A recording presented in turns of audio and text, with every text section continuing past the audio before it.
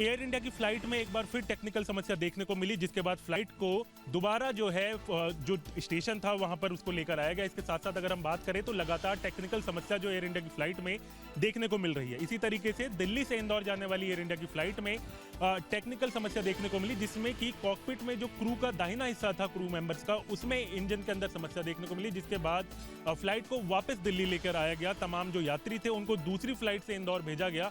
लेकिन लगातार ये सवाल खड़े कर रही है कि किस तरीके से एयर इंडिया की फ्लाइट में इस तरीके की समस्याएं जो आ रही हैं उससे कितना खतरा जो है यात्रियों को हो सकता है। इसको लेकर अब इन्वेस्टिगेशन शुरू हो चुकी है कि आखिर वापस फ्लाइट को क्यों बुलाया गया और किस तरीके से टेक्निकल समस्या जो है वो इस फ्लाइट में देखने को मिली।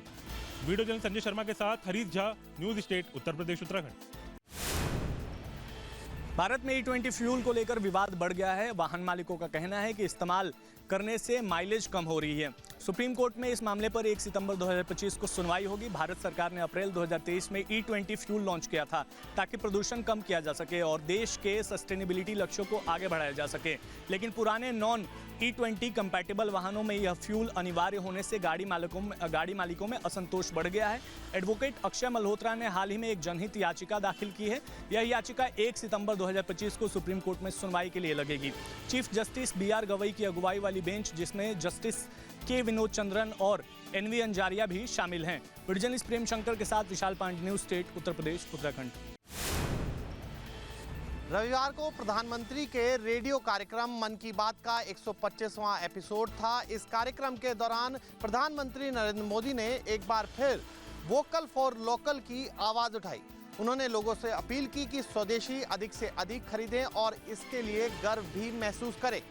प्रधानमंत्री ने ये बात उस वक्त कही है जब भारत और अमेरिका के बीच एक तरीके से ट्रेड को लेकर द्वंद्व चल रहा है और अब प्रधानमंत्री बार बार कई मंचों से स्वदेशी अपनाने की बात कह चुके हैं। इसी कार्यक्रम के दौरान प्रधानमंत्री ने प्राकृतिक आपदा जो आई है देश भर में उसको लेकर भी दुख जताया। वीडियो जर्नलिस्ट अजय कुमार के साथ मोहित बख्शी, न्यूज स्टेट। जम्मू कश्मीर में मुसलसल बारिशों की वजह से जो है काफी ज्यादा नुकसान हुआ है और अलग अलग जगहों पे जो है क्लाउड बर्स्ट हुआ है। उस क्लाउड बर्स्ट और फ्लड की वजह से 110 लोगों की जानें चली गई है और काफी ज्यादा लोग अभी भी मिसिंग बताए जा रहे हैं। लेकिन पूरी तरीके से आज union home minister Amit Shah Jammu पहुंचे हैं। बाकायदा तौर पर खुद ग्राउंड जीरो पे मौजूद है, जहां जहां पे काफी ज्यादा नुकसान हुआ है और जहां जहां पे काफी ज्यादा लोगों की जानें चली गई है वहां पे खुद आज अमित शाह ने जो है दौरा किया गया है। 2 दिनों का दौरा है, लेकिन जहां पे काफी ज्यादा नुकसान हुआ है अमित शाह का यही कहना है कि उनको जो है काफी ज्यादा मदद की जरूरत है। उनको बाकायदा तौर पर जो है मदद किया गया है और इसके साथ साथ अमित शाह को जो है जम्मू राजभवन में एक मीटिंग जो है बाकायदा तौर पर हुई है। उस मीटिंग में जम्मू कश्मीर के लेफ्टिनेंट गवर्नर मनोज सिन्हा और उसके साथ साथ टॉप पुलिस ऑफिसर्स वहां पे मौजूद है। पूरी तरीके से उनके साथ भी मीटिंग एक जो है वो वहां पे हुई है। लेकिन अगर देखा जाएगा कि जम्मू कश्मीर में जो मुसलसल बारिश हुई है उस बारिशों की वजह से जो है काफी ज्यादा घर जो है तबाह हुए हैं और काफी ज्यादा लोगों की जान जो है वो चली गई है। लेकिन पूरी तरीके से अमित शाह ने कहा कि उनका मुआवजा और उनको बाकायदा तौर पर मदद किया जाएगा। वीडियो जर्नलिस्ट मीर मुंतजिर के साथ खालेडार, न्यूज स्टेट। मुख्यमंत्री ने आज शाम अपने सरकारी आवास पर कानून व्यवस्था समेत कई महत्वपूर्ण मुद्दों पर बैठक की। इस बैठक में प्रदेश के जो तमाम वरिष्ठ पुलिस और प्रशासनिक अधिकारी थे वो मौजूद थे, साथ में शासन के जो वरिष्ठ अधिकारी थे मौजूद थे। देखा जाए तो आज की बैठक में लॉ एंड ऑर्डर के साथ साथ आगामी त्योहारों की समीक्षा की गई। इसके अलावा प्रदेश में जो बाढ़ की स्थिति है उसको लेकर भी ज़रूरी दिशा निर्देश दिए गए, क्योंकि अगर हम प्रदेश की बात करें तो प्रदेश के तमाम ऐसे ज़िले हैं जो इस वक्त बाढ़ की समस्या से जूझ रहे हैं। वैसे में मुख्यमंत्री की तरफ से इन तमाम मुद्दों को लेकर सभी अधिकारियों को निर्देशित किया गया कि समय रहते सारी व्यवस्थाएं सुनिश्चित की जाए, क्योंकि बहुत जल्द तमाम ऐसे महत्वपूर्ण पर्व हैं जो आने वाले हैं। तो मुख्यमंत्री की तरफ से साफ किया गया कि इन त्योहारों को लेकर और इन पर्वों को लेकर भी पहले से तैयारियाँ सुनिश्चित होनी चाहिए। वीडियो जर्नलिस्ट हरिराम के साथ अविनाश सिंह, न्यूज स्टेट, लखनऊ। राहुल गांधी और तेजस्वी यादव की वोट अधिकार यात्रा को हमने समूचा कवर किया है। सासाराम से लेकर पटना तक 1 सितंबर को मेगा शो राहुल गांधी करने जा रहे हैं। गांधी मूर्ति से लेकर ठीक हमारे पीछे अंबेडकर पार्क तक जो है महागठबंधन के साथियों के साथ वो मार्च करेंगे। लेकिन सबसे बड़ा सवाल है कि इस 15 दिनों की यात्रा में राहुल गांधी ने क्या पाया है। हालांकि राहुल गांधी का ये कहना है कि वोट चोरी के मद्देनजर वो लोगों के बीच गए हैं, वहां पर उन्होंने जागरूक करने का काम किया है। लेकिन वही दूसरी ओर चुनाव आयोग का कहना है कि शुद्ध मतदाता सूची के मद्देनजर वो इसी तरीके से SIR हर राज्य में करते रहेंगे। ये चोरी सिर्फ आपके वोट की नहीं है, ये चोरी आपके अधिकार की है, आपके भविष्य की है। आपको पहले रास्ते दिए जाते। अब देखने वाली बात यही होगी कि राहुल गांधी की इस यात्रा के बाद विधानसभा चुनाव में महागठबंधन को कितना फायदा होता है। हमारे सहयोगी जयराम यादव के साथ मोहित राज दुबे, पटना। आज लखनऊ के गुदम्बा क्षेत्र की एक पटाखा फैक्ट्री में विस्फोट हुआ। ये विस्फोट इतना ज़बरदस्त था कि आप तस्वीर देखकर ये अंदाज़ा लगा सकते हैं कि कितना भारी नुकसान यहाँ पर हुआ है। जिस घर में ये फैक्ट्री चलाई जा रही थी, ये घर पूरी तरीके से ध्वस्त हो चुका है और इस वक्त मलबे के ढेर में तब्दील है। यानी कि इसको देखकर अंदाज़ा नहीं लगाया जा सकता कि यहाँ पर कभी कोई फैक्ट्री हुआ करती थी या कोई घर हुआ करता था। जो छत थी पूरी तरीके से टूटकर नीचे आ गिरी है और ना सिर्फ ये फैक्ट्री पूरी तरीके से तबाह हुई है, बल्कि जो आसपास के तमाम घर थे वो घर भी पूरी तरीके से क्षतिग्रस्त हो गए हैं। और इस वक्त चूंकि देखा जाए तो जो राहत टीमें यहाँ पर मौजूद हैं और उन टीमों के द्वारा राहत पहुँचाने की यहाँ पर कोशिश की जा रही है। देखिए SDRF की टीम है यहाँ पर, इसके अलावा जो पुलिस और प्रशासन के लोग हैं वो यहाँ पर मौजूद हैं और सबके द्वारा यहाँ पर राहत का काम किया जा रहा है।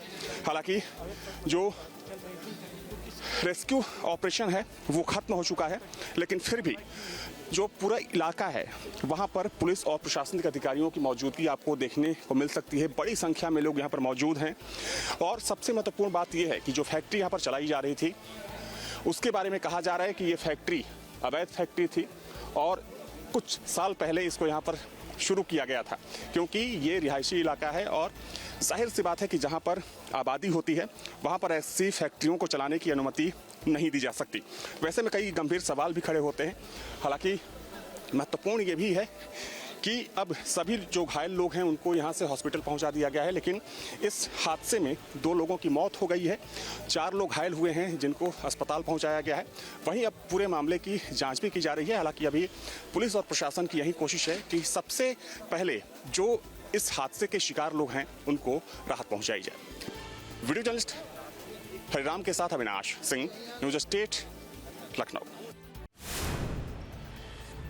कानपुर में देर रात नशेबाजों का तांडव देखने को मिला।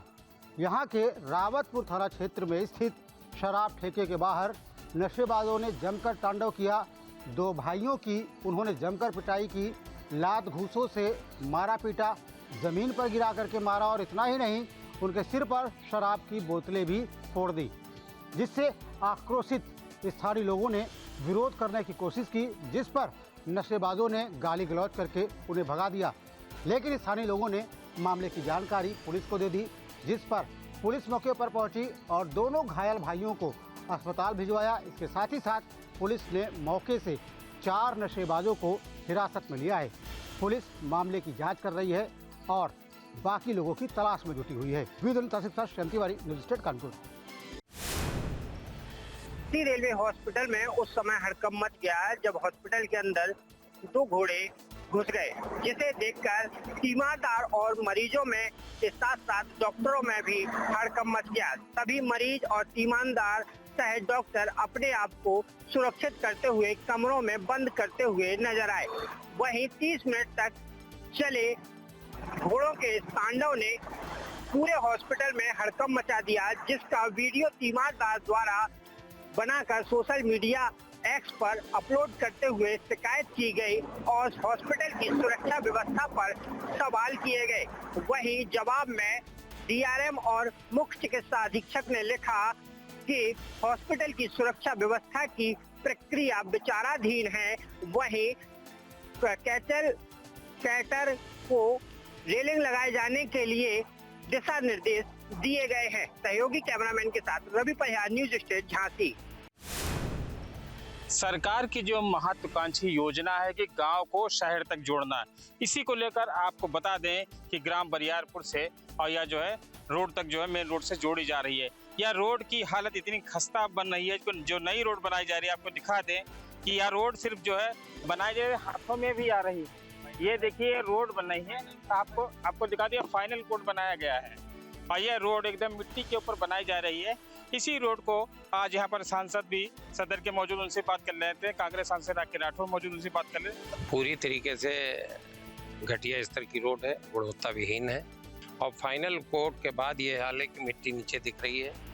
ये अधिकारी महाभ्रष्ट अधिकारी हैं पीडब्ल्यूडी के, लूट मची है और इस तरीके से इतना कमीशन में अकाउंट डूबे हैं कि इनको गुणवत्ता से और लोगों की सुविधाओं से कोई लेना देना नहीं। हमारे संग और भी लोग मौजूद, उनसे बात कर लेते हैं। ये फाइनल कोर्ट में तो है कि भी माल नहीं है इसमें। हाँ, खराब रोड बन रही है यहाँ पर, तो कुछ मतलब 1 इंच नहीं डाल रहे हैं, ट्यूटी कुछ। तो इसकी शिकायत कर रहे हैं, नहीं कर रहे हैं? आप तो शिकायत तो कर रहे हैं, क्या करा जाए। तो अभी रोड बरस जाएगा पानी तो सब निकल जाएगा, ट्रैक्टर जहाँ एकदम निकले। तो रोड बहुत खराब बन रही है, या तो महीने 2 महीने में चली जी है। पूरी रोड जो है आपको दिखा दें कि मिट्टी के ऊपर रोड ही जो है तारकुल से हल्की भीगी हुई दिख रही है और पूरी रोड खराब हो गई। आपको बता दें कि ये रोड सिर्फ हाथों में रोड आ रही है। ये रोड बनाई गई है पीडब्ल्यूडी के द्वारा। अगर बरसात हो जाती है तो पूरी रोड ये ऐसे ही निकल आएगा। आपको दिखा दें पूरी जो रोड हाथों में ही आ रही है, ना ही कोई इस पर रोलिंग की गई है और ना ही इस पर कोई तारकुल पड़ा हुआ है। पूरी रोड ऐसे ही बने, एक लंबी रोड बने, लाखों रुपए सरकार के खर्च हो रहे हैं, करोड़ों खर्च हो रहे हैं, लेकिन इस पर कोई जिम्मेदार अधिकारी ध्यान देने को नहीं है। Dharmraj Tripathi, news state Sitapur. कौशाम्बी में सर्पदंश का एक हैरान कर देने वाला सनसनीखेज मामला सामने आया है। बता दें कि सिराथू तहसील के भैसावा गांव का है, जहां पर एक 9वीं की छात्रा रिया मौर्य, जो कि 9वीं की छात्रा है, यूपी बोर्ड से साइंस की पढ़ाई करती है और इसको 1 महीने में तकरीबन 6 से 7 बार सर्प ने दंश कर लिया है। बेटा, क्या होता है आपके साथ? सांप काट ले रहा है। 1 महीने में कम से कम 6 से 7 बार काट चुके हैं। तो सांप काटने के दौरान आप अस्पताल गई हैं? हाँ, 2 बार अस्पताल गए। जब पहली बार काटा तो जिला में गए थे, सरकारी मंजनपुर में, फिर वहाँ से रेफर कर दिए इलाहाबाद के लिए। तो लोग बोले कि अगर बचाना है तो प्राइवेट में ले जाइए। तो प्राइवेट में वही मंजनपुर में तेजमती हॉस्पिटल में लेके गए। वहाँ दवा चली है, कम से कम 3.5 से 4 लाख तक पहुँच गया है पैसा। उसके बाद मेरे पापा के पास पैसा ही नहीं बचा, तो झाड़ फूँक करवा रहे हैं। इनके पिताजी भी हैं, समझते हैं क्या होता है। आज आपके घर पे तमाम भीड़ है, तमाम लोग आ रहे हैं। मेरी बच्ची को 1 महीने से सांप परेशान किया हुआ है। 1 महीने में लगभग 6 से 7 बार काट चुका है। अब जो है पहली बार काटा तो मैं हॉस्पिटल ले गया, सरकारी हॉस्पिटल ले गया, जिला अस्पताल। वहाँ ले गया, 2-3 इंजेक्शन लगाए, उसके बाद रेफर कर दिया। बोले इलाहाबाद ले जाइए, या बच्ची को बचाना है कोई प्राइवेट हॉस्पिटल ले जाइए। इस तरीके से लगातार सांप इस घटना को लगातार कारित कर रहा है और यहाँ के स्थानीय प्रशासन भी है जो कि इस पूरे मामले को गंभीरता से लेने के बजाय नजरअंदाज करते दिखाई दे रहे हैं। कौशाम्बी से नरेंद्र सिंह, न्यूज स्टेट, उत्तर प्रदेश। उत्तर प्रदेश के जो बॉर्डर के ज़िले हैं, वो चाहे बहराइच हो, बलरामपुर हो या श्रावस्ती, इन सभी जगहों पर डेमोग्राफी को लेकर अब गृह मंत्रालय ने भी अपनी चिंता जाहिर की है।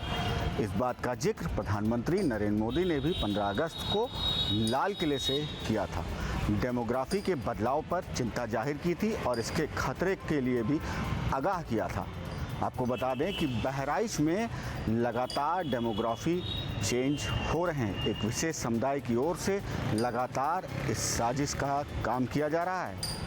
आपको बता दें कि बहराइच का जो रुपैडिया क्षेत्र है या मोतीपुर इलाका है, जहां से बॉर्डर सटा हुआ है, नेपाल की बहुत बड़ी खुली सीमा भारत से लगती है। इन जगहों पर पिछले 10 से 15 सालों में भारी डेमोग्राफिकल चेंज देखा गया है।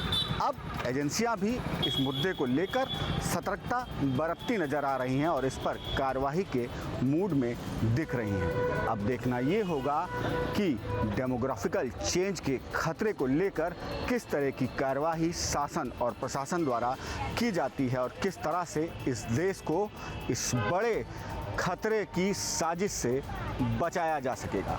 वीडियो जर्नलिस्ट सिद्धांत साहू के साथ अक्षय कुमार शर्मा, न्यूज स्टेट, उत्तर प्रदेश, बहराइच। राधा रानी जी के निज महल में उत्सव की धूम दिखाई दे रही है। राधा अष्टमी के पावन पर्व पर इस तरीके का जो श्रद्धालुओं का सैलाब है वो यहाँ दिखाई दे रहा है। जो मंदिर से जुड़े लोग हैं, नंदगांव और बरसाना के लोग, वो परंपरा जो है समाज गायन की उसको निभाते हुए नजर आ रहे हैं।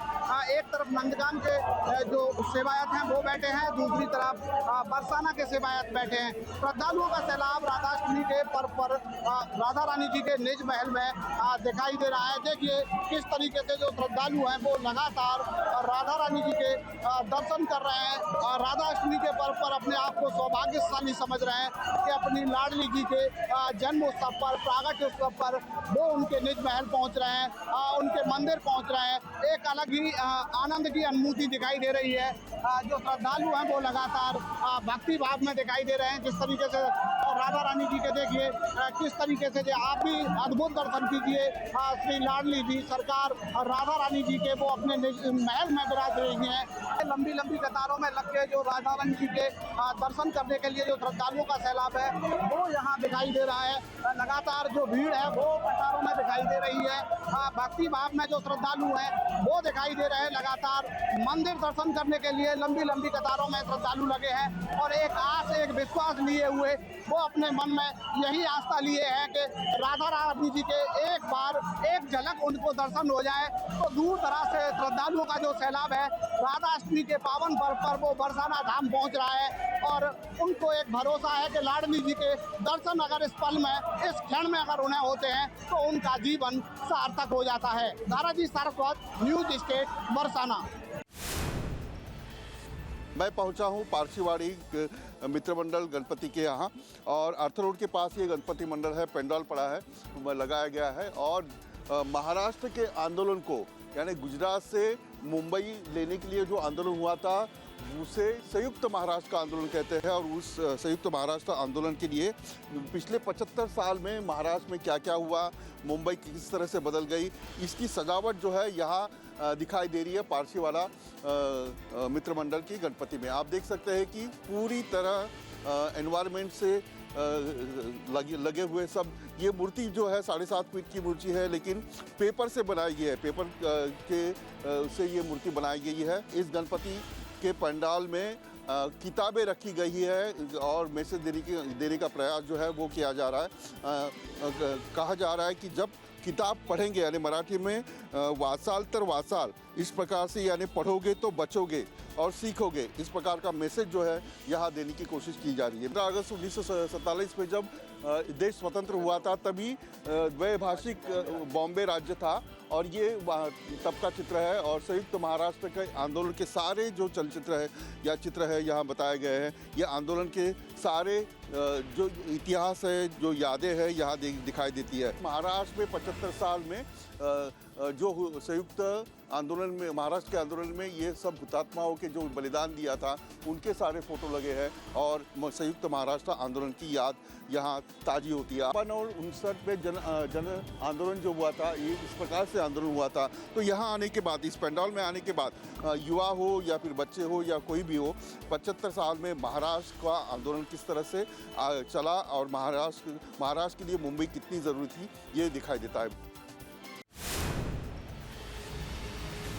राजस्थान की राजधानी जयपुर में अगस्त के अंतिम दिनों में मौसम ने अचानक करवट ली। शनिवार रात को लगभग 2 घंटे तक मूसलाधार बारिश हुई। बारिश ने जहां एक ओर लोगों को उमस भरी गर्मी से राहत दी, तो वहीं दूसरी ओर शहर के कई इलाकों में भारी जलभराव से लोगों के लिए मुश्किल भी बढ़ा दी। तेज बारिश के कारण जयपुर की ज्यादातर सड़कों, कॉलोनियों और गलियों में 1 से 2 फीट तक पानी भर गया। शहर के कई हिस्सों में जल निकासी की व्यवस्थाएं पूरी तरह से फेल नजर आईं।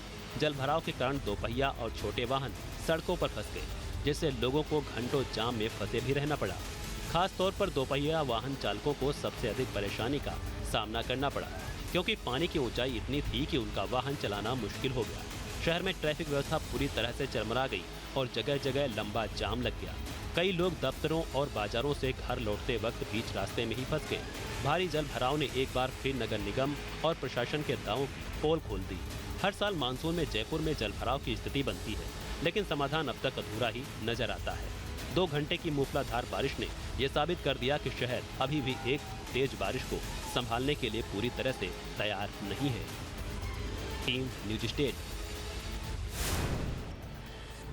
उत्तरकाशी जिले में आफत का कहर अभी भी जारी है। कल रात हुई बारिश से गंगोत्री यमुनोत्री नेशनल हाईवे कई जगह बंद है और इस समय हम जिला मुख्यालय के मनेरा बाईपास पर हैं और यहाँ कई दिनों से जो ये मलमा पत्थर और पहाड़ी से भारी भूस्खलन हो रहा है उस पर देख सकते हैं कई दिनों से ये मार्ग बंद है और यहाँ पर लगातार सुरक्षाकर्मी जो है लोगों को सतर्क कर रहे हैं ताकि यहाँ पर कोई हादसा न हो। और जो लगातार बारिश हो रही है कई दिनों से उससे ज़िले का जनजीवन तो अस्त व्यस्त हुआ ही है। कई जगह झीलें बन गई है और कई जो छोटे छोटे बाज़ार हैं वो खतरे की जद में हैं। उत्तरकाशी और जो श्याणा चट्टी पे जो है वो झील बनी हुई है तो वहाँ पर भी भारी दिक्कतें प्रशासन को मार्ग खोलने में आ रही है। जैसे जैसे मार्ग खुले फिर बरसात होने से मार्ग फिर अवरुद्ध हो जा रहा है। दरासू बैंड पर भारी लैंडस्लाइड हुआ है जहां पर मार्ग कई दिनों से बंद है और आज भी वहां पर मार्ग बंद है तो कहीं ना कहीं प्रशासन को भारी दिक्कतें आ रही है गंगोत्री और यमुनोत्री नेशनल हाईवे को सुचारू करने के लिए। और उत्तरकाशी ज़िले में जो है लगातार बारिश हो रही है उससे आफत का कहर अभी भी जारी है। Jagmohan Singh Chauhan, news state, Uttarkashi. बागेश्वर में 29 अगस्त की रात आई भीषण आपदा में जहां 2 परिवारों की खुशियां मातम में बदल गई, जिसमें घटना के दिन वहां 5 लोग लापता हो गए। हालांकि 3 बॉडियां रिकवर हो चुकी हैं जिसमें 2 महिलाएं और 1 पुरुष है और 1 बच्चा सुरक्षित बच गया इस आपदा में, जो कि अपने खुद नसीब भी समझता है। वहीं ऐसे में प्रशासन ने राजकीय विद्यालय बैसानी में पूरी रेस्क्यू अभियान को चलाया हुआ है। इस पौसारी में जहां घटना हुई है वहां पर एनडीआरएफ एसडीआरएफ लगातार वहां पर शेष 2 बॉडियों को सर्चिंग में लगातार जुड़ी हुई है। तो लगातार इसको देखते हुए प्रशासन, जिलाधिकारी एवं पुलिस अधीक्षक एवं स्थानीय विधायक सुरेश गढ़िया भी लगातार रेस्क्यू सेंटर बने हुए हैं, वहाँ से अपडेट ले रहे हैं। लगातार यहाँ पर मॉनिटरिंग की जा रही है और राशन सामग्री आपदा में लगातार वहाँ बंटवाई जा रही है। कहीं ना कहीं मौसम भी इस आपदा के में चैलेंजिंग बना हुआ है बॉडियों को खोजने में। तो ऐसे में देखने वाली बात होगी कि आखिरकार कब तक इस रेस्क्यू अभियान में बॉडियों को प्राप्त कर लिया जाए। पंचायत पौसारी का जो खाईजट रोड था जहाँ पर विगत दिवस जो है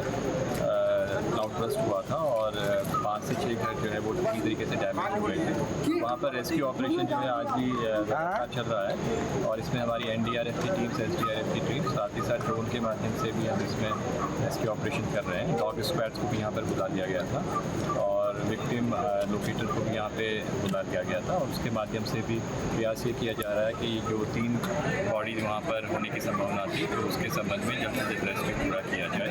न्यूज़ स्टेट, बागेश्वर। हरादी वो कस्बा जब करीब 25 से 30 व्यावसायिक होटल यमुना नदी के तेज बहाव में पूरी तरीके से बह गए और 25 से 30 परिवार पूरी तरीके से बेघर और बेरोजगार हो गए। आज वही स्थिति दोबारा दोहरा के खरादी में एक बार दोबारा से मंडराने लगी है। मैं खरादी के उस हिस्से में हूँ, उपली खरादी इसको कहा जाता है और यहाँ पर 2013 की जो आपदा आई थी, मैं अपने कैमरा साथी से चाहूँगा कि सबसे पहले वो नदी का ये वेग दिखाएं जहाँ अभी यमुना नदी बह रही है। यहाँ कभी 2013 से पहले होटल हुआ करते थे और इसमें करीब 25 से 30 जो होटल हैं वो पूरी तरीके से बह चुके थे, यानी कि 25 से 30 जो परिवार हैं व्यवसायी होटल जो है पूरी तरीके से वो जो व्यवसाय करने वाले जो लोग थे पूरी तरीके से बेरोजगार हो गए। अभी वर्तमान की ये स्थिति है जो स्लाइडिंग में आना शुरू हो चुका है, यानी यहाँ पे कभी एक होटल भी हुआ करता था। मैं आपको ये स्थिति दिखाता हूँ। यहाँ कभी एक होटल भी हुआ करता था, कॉटेज यहाँ पे बने थे, लेकिन जब पीछे का हिस्सा यमुना नदी के बहाव में बैठने लगा या यूँ कहे कि भूस्खलन होने लगा तो ये तमाम ऐसी तस्वीरें सामने आई। उसके बाद जो यहाँ के होटल व्यवसायी जो थे उन्होंने खुद अपने होटल में जो लगा सामान उसको उतारने की कोशिश, यानी उसको यहाँ से उतार दिया गया और कहीं दूसरे जगह सुरक्षित स्थान पर शिफ्ट कर दिया। हरादी से मैं नितिन चौहान, न्यूज़ स्टेट, यमुना घाटी। पंडो डैम के पास हम मौजूद हैं और देखिए किस तरीके से जो क्रेन है वो लगातार काम कर रही है। एक नहीं बल्कि कई क्रेन काम कर रही है जिसके ज़रिए कोशिश ये है कि नेशनल हाईवे को खोला जा सके।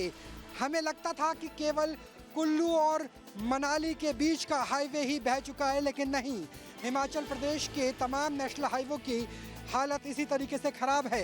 पंडो डैम जाने की कोशिश न्यूज़ नेशन लगातार कर रहा है ताकि हम आपको वो बैराज दिखा सके, वो गेट्स दिखा सके जिसमें आपको उफान नज़र आएगा व्यास नदी का, लेकिन उससे पहले ही हालात ऐसे लग नहीं रहे हैं कि हम उस बांध तक पहुंच पाएंगे, क्योंकि यहाँ से कई किलोमीटर ट्रैक करके जाना होगा और उसके बाद भी हो सकता है पैदल का रास्ता भी बंद हो जाए। तो 1 2 3 कई क्रेन लगातार पत्थरों को हटाने की कोशिश कर रही है। मलबे को साफ करने की कोशिश लगातार जारी है ताकि जितना संभव हो उतना हाईवे को खोला जा सके। लेकिन हाईवे इस वक्त पानी और मिट्टी और पत्थर की वजह से पूरा का पूरा टूटा हुआ नजर आ रहा है। तो ये नेशनल हाईवे है जो प्रथम दृष्टिया लगता भी नहीं है कि राष्ट्रीय राजमार्ग है। ऐसा लगता है कि कहीं कोई रोड बनाने का काम चल रहा है, लेकिन नहीं, ये रोड खोलने का काम चल रहा है, क्योंकि रोड तो व्यास नदी में समा चुकी है। कैमरा सहयोगी जैनेंद्र शर्मा के साथ राहुल डबास, हिमाचल प्रदेश।